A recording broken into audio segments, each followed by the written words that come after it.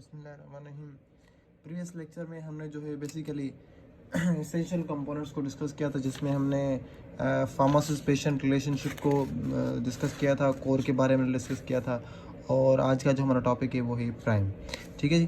Prime क्या होता है कि P stands for pharmaceutical based problems, R stands for risk to the patient, and I stands for interactions, M stands for mismatch, and E stands for efficacy issue। ठीक है जी।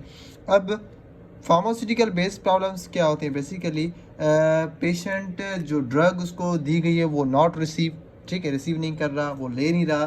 ठीक है जी। उसके अलावा उसकी जो लैब रिपोर्ट्स हैं वो मेडिकल रिकॉर्ड में वो मिसिंग है।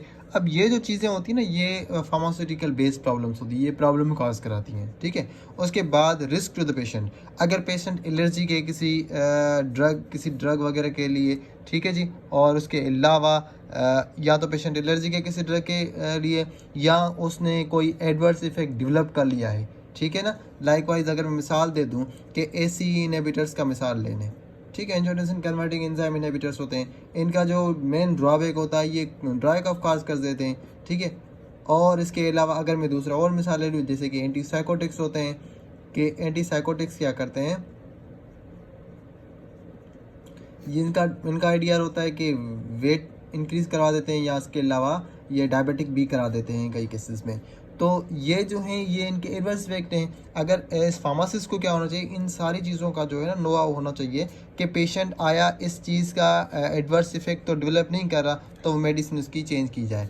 ठीक है जी। अब उसके अलावा इंटरेक्शंस, ड्रग ड्रग इंटरेक्शंस भी होते हैं, ड्रग डिजीज इंटरेक्शन भी होते हैं, और ड्रग फूड इंटरेक्शंस भी होते हैं। ये भी जो है ना एक इसेंशियल कंपोनेंट है कि इंटरेक्शंस भी फार्मासिस्ट को जो है ना जहन में रखने चाहिए उस वक्त, क्योंकि जब वो किसी भी पेशेंट की प्रिस्क्रिप्शन से डील कर रहा होता है तो।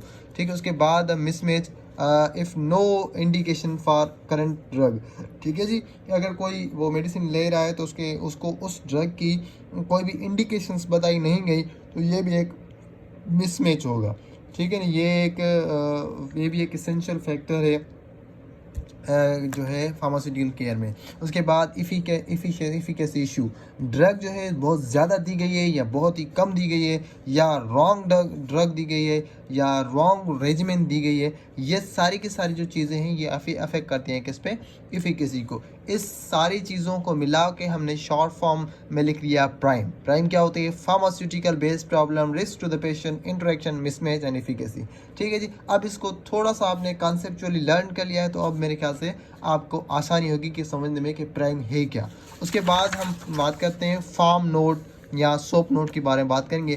फार्म क्या होता है? Basically F stands for finding, A stand for assessment, R stand for resolution and monitoring. अब हम फर्दर मूव करते हैं, इनको डिस्कस करते हैं कि ये हैं क्या। फाइंडिंग क्या होती है? बेसिकली हम फाइंडिंग ये करनी होती है कि sign and symptoms, lab report, subjective and objective information. ठीक है जी। सब्जेक्ट इन्फॉर्मेशन क्या होती है? जो पेशेंट खुद बता रहा होता है वो सब्जेक्ट इन्फॉर्मेशन, जो डॉक्टर जज करता है उनकी लैब रिपोर्ट देख के वो ऑब्जेक्टिव इन्फॉर्मेशन होती है। ठीक है जी। अब ये सारी की सारी क्या होती है? ये सारी की सारी फाइंडिंग्स होती हैं हमारी ना।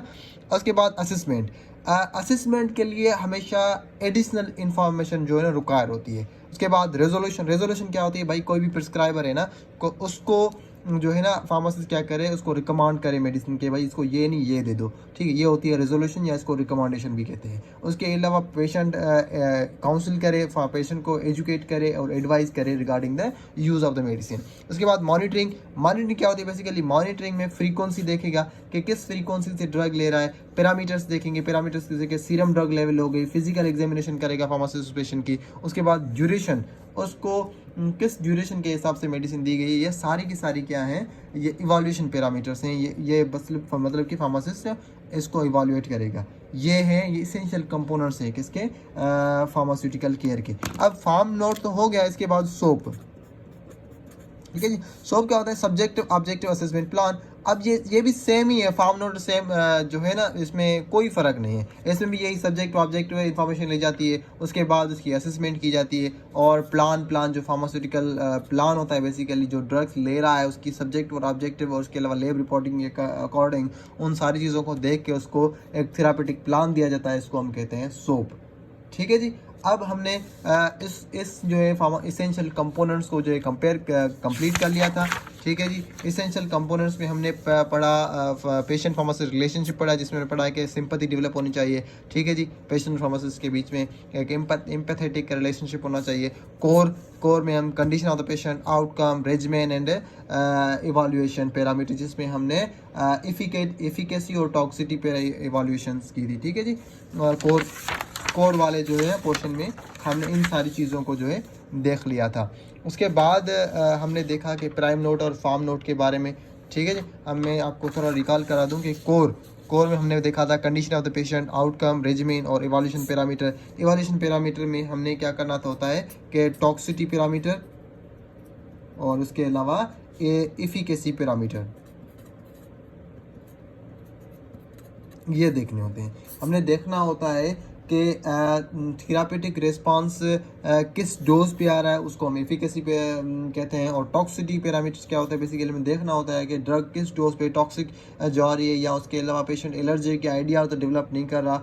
तो ये सारी की सारी चीज़ें जो होती हैं इंश्योर करी जाती हैं एवोल्यूशन पैरामीटर। ये होती है कोर। उसके बाद हमने फार्म के बारे में पढ़ा, उसके बाद हमने सोप के बारे में, प्राइम के बारे में। अब ये सारी की सारी जो टोटल ओवरऑल चीज़ें थी, ये थी जी हमारी फार्मास्यूटिकल इसेंशियल कंपोनेंट्स और फार्मास्यूटिकल केयर।